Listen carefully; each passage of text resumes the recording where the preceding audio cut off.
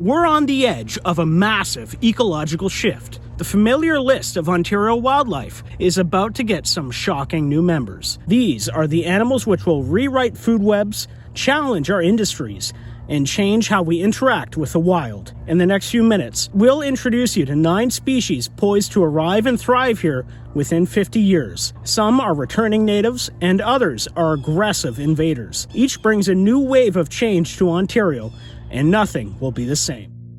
Imagine an animal that outweighs a black bear by hundreds of pounds and has been missing from its historical range for centuries. This isn't some mythical beast, it's the grizzly bear, and it's coming back to Ontario. Scientists have already confirmed that their range now is overlapping with black bears and polar bears in one of Manitoba's most northern national parks, just a few hundred kilometers away from the Ontario border along Hudson Bay. Researchers say it's no longer a question of if they'll cross into northern Ontario, but when. Their arrival would immediately shake up that local ecosystem. Since grizzlies are bigger and stronger than black bears, they can push them right out, and they would give our struggling Ontario polar bear population some competition. The human impact would also be just as significant, as the locals in Northern Creek communities there would now be dealing with double the trouble. Here's a wild fact for you about grizzlies' raw power. They can run up to 56 kilometers an hour, which is even faster than a racehorse over a short sprint.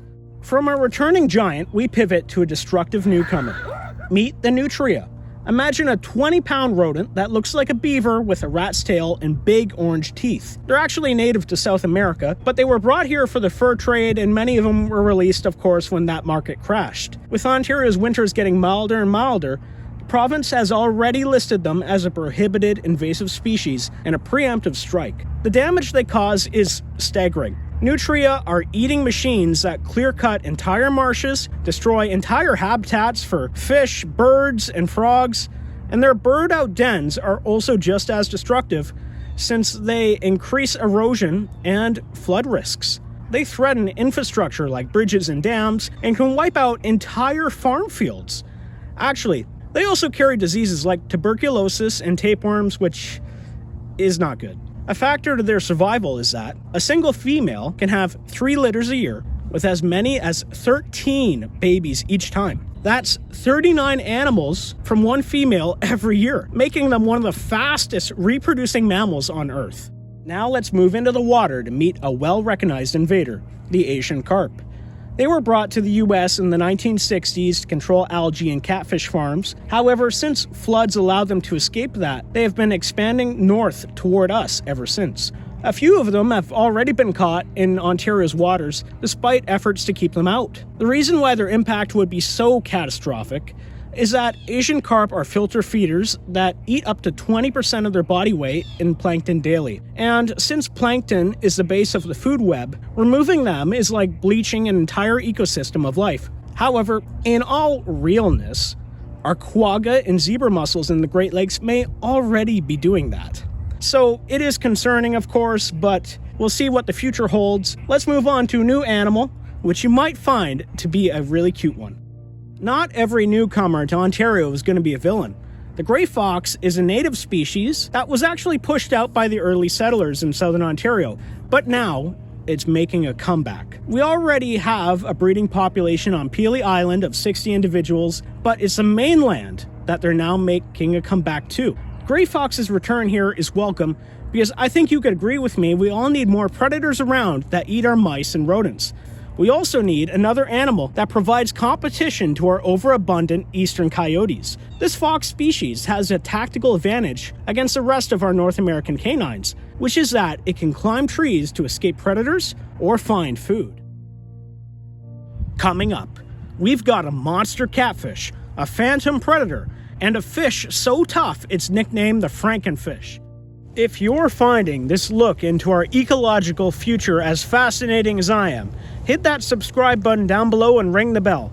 Let us know in the comments which arriving species do you think will have the most interesting impact. Our next arrival is a true river monster. This is the flathead catfish.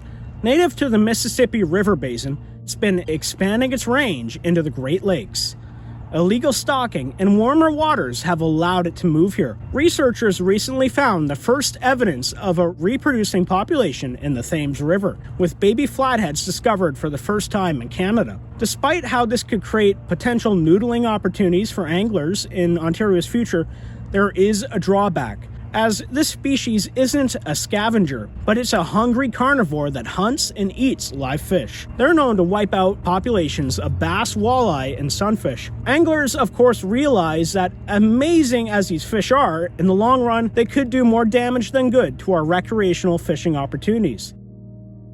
From the river depths, we head back into the forest to track a ghost cat, the cougar. Government evidence suggests that cougars will one day make a full comeback to their historic range here in Ontario, with photographs of them becoming more and more common. The question that we all have is when we'll get evidence of cubs being born here. There's so much to discuss when it comes to cougars being in Ontario. However, all that information is truly covered in my other videos. It is worth explaining, though, that our ecosystem is crying for its apex predator to return. We need our cougars back more than ever, as our deer are overabundant and causing car accidents, coyotes are way too populous, and we have future invaders coming, which I'll show you at the end of the video, which will need some population control. Next is a species changing the view of our sky over Ontario, the black vulture.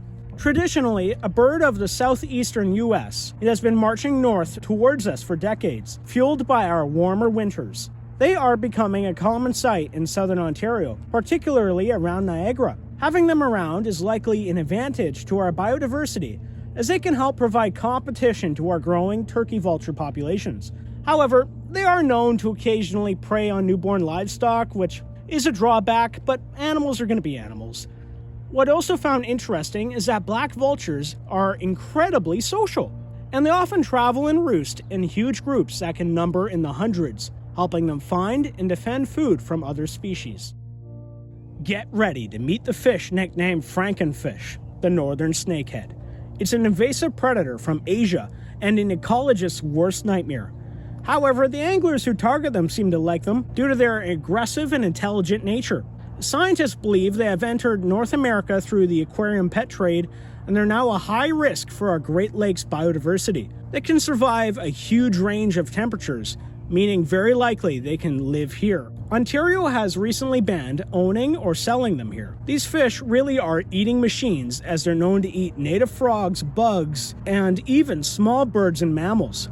What makes the snakehead so terrifying is its unbelievable survival skills.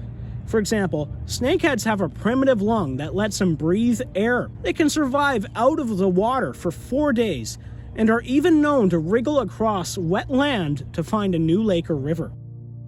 Our last animal is the feral pig. There are a mix here in Ontario of escaped farm pigs and Eurasian wild boars. Sightings are increasing across Ontario as they move north from the US or escape from our local farms. As much as we might love some free-range bacon, these guys are one of the most destructive invasive species on the planet and should not be taken lightly. Many also don't know that pigs are not vegetarians, but they're omnivores, meaning that they'll actually eat small animals. For farmers, they're just a disaster waiting to happen. They can destroy entire crops and will prey on their newborn livestock. They can be aggressive and dangerous to humans and pets as well. Their intelligence and toughness make them nearly unstoppable. They're so intelligent that when they realize they're being hunted by humans, they split up their population and expand their range out in all directions. For this reason, authorities have actually made it illegal for you to hunt these invasive animals. After reviewing all those animals, one thing we can say for certain is that Ontario's ecological future will be interesting, with recovering species coming back and new invasive ones moving in. Will we be willing to adapt and accept this new ecological future? I'll leave that with you guys.